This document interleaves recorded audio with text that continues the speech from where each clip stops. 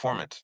Now, most will say that a human potential is fixed, but we disagree. We say that, and we believe that human potential is actually malleable, and the brain can be trained at any age. There's the science shows that the brain is like impressed at a young age, like childhood trauma and like what happens to you. I think they say between the ages of like 2 to 7. But that doesn't really explain why people in their 40s can still radically transform their life. So we think that the human experience is malleable across the entire spectrum, which gives us a lot of room to work as far as later enhancements. Research from a landmark nature study showed that older adults who underwent focused cognitive training, like a multitasking video game protocol, improved so much that their performance surpassed untrained 20-year-olds on the same task. So you have a 40-year-old life experience, didn't have the same sort of perspective, didn't grow up in a generation of digital age. And then you have an untrained 20-year-old, and the 40-year-old on every circumstance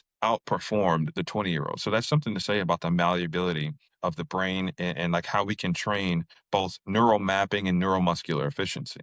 And I think that this is hugely inspiring. It means that for those out there that may be struggling, it means that your brain is not broken, right?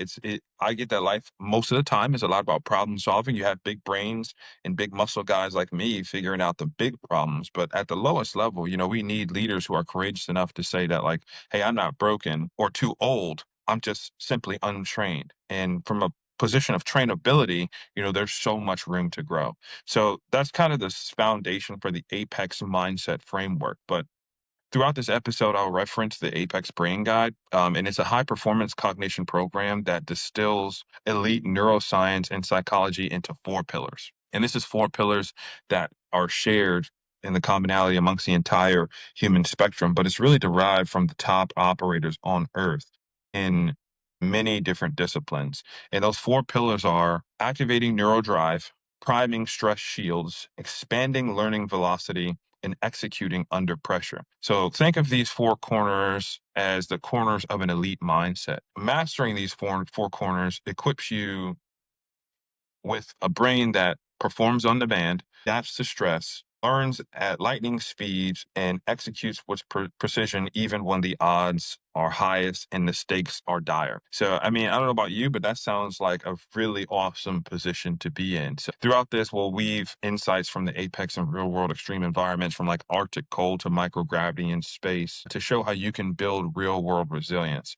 You know, even the what we just developed in outsource was the geo subsurface and subterranean survival guide, and it just acts as like a doctrine to be used by like underground explorers, disaster operatives, and even future explorers, maybe for part of the boring company, to understand what inoculation and mindfulness really means and how that improves their tool set, critical psychological and physical tools to be able to thrive in their extreme environment. So, with all that said, by the end of this episode, you not only understand the psychology of high performance, you'll have a toolkit of practices to strengthen yourself, strengthen your mindset, and a roadmap to what we will call to become the future 1% of mental performers. So here's the roadmap, and here's how we'll break it down.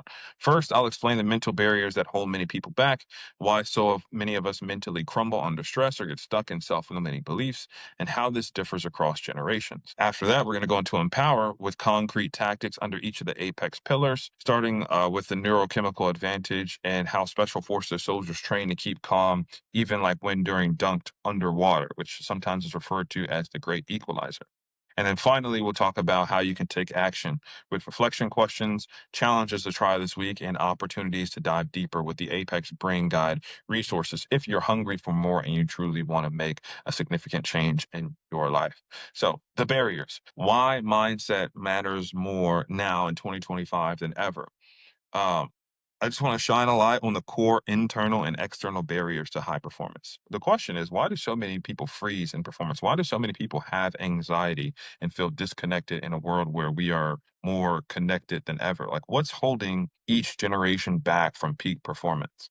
And I think that understanding these barriers is the first step to breaking them or even overcoming them if they can't be broken. So consider this. Your mind is your mind is your most powerful weapon. Yet most people leave this weapon on safety all the time. It's like, well, if your weapon, if you're a shooter and your weapon's on safety, you can't use it.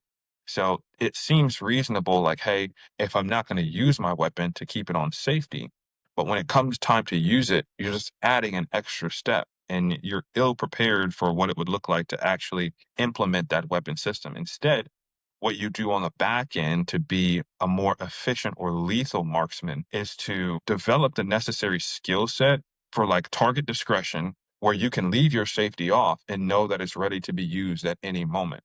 So when we look at the brain, the best neural mapping tactics are one that inoculate you to stressful situations, to when the stressful situations do happen, you're better prepared to use it. So leaving this weapon on safety is tantamount to never fully engaging its potential.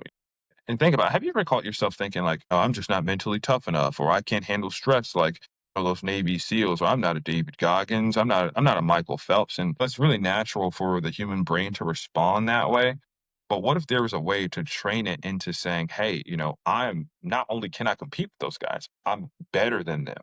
How can you transform just a negative pattern of thinking into a positive, proactive train of thought, into ego, into a higher level of arrogance, into practical solutions? I really believe that's the pattern of thinking for these elite operators, and like the top athletes is 0.001%, the guys who are continuously moving the decimal. It's not as though they're just born that way. It's something that's intentionally developed over time. But because of the state of social media, I think we only see the fallout of that consistency and that discipline, that effort, that positive self talk in what they do when the days are dark and when they don't have that sort of backing. What happens then is what matters most, and we're just seeing the result of compounding interest. So it's trainable, adaptable, and continuously upgradable. The truth is, mental performance is not a fixed trait. It's something that you need to continuously invest in every single day. Now, you get to a point where it becomes easier because you get better. So it's a matter of perspective. But reasonably, we say the more mental performance that you train, the better you're able to take on bigger, more stressful situations. And studies in neuroplasticity have demolished the myth that you're stuck with the focus, willpower, or intelligence that you were born with, which adds positive light to some people that say, like, hey, I don't have the genetics. I wasn't born with the resources. The environment that I grew up in, it's just not ideal. But the great part about all of that is it's changeable. It's plastic. You're able to mold it to your advantage. So the perception that our mental limits are fixed itself is a huge barrier. We explain it away as like, oh, I'm not a naturally disciplined person, or I just have anxiety and nothing can change that. Like I have to have this medication. And the result is that we inadvertently put a governor on performance. Now, if you don't understand cars, if you put a governor on a car, it basically just limits its speed. So the point here is to remove that self-induced governor. So you basically have an open road to max that bitch out. Push that mental engine into high gear. So let's layer this onto some modern external barriers. We live what I would see perceivably for like every generation. That could be boomers, zoomers, millennials, in an age of comfort and information overload. Like, ironically, constant comfort can actually erode resilience. Humans need challenge. They need the ability to complain, to identify what the problems are so that they can put themselves into gear and actually overcome that challenges. If you never experience discomfort or challenge, your stress response doesn't get trained. I actually feel bad for the people that never experience adversity, or maybe they were born into a family where they don't get to be challenged, where everything is handed to them. And it's like, that's really unfortunate because you never get the opportunity to experience what overcoming a challenge like is for yourself. And, it's hard to develop a strong mindset when you're bombarded by things that are telling you you're not enough, or when you're entertained, or when you're given everything and you don't have the chance to struggle, when you don't have that ability to prove to yourself what you can really do, because I think that's what matters most.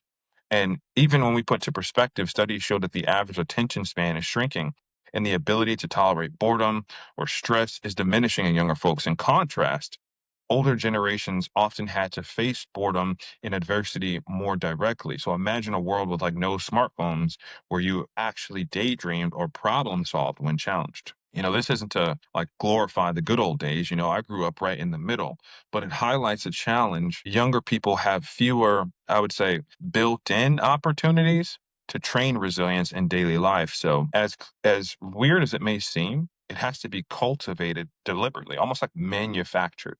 So, let's talk generational psychology for a moment.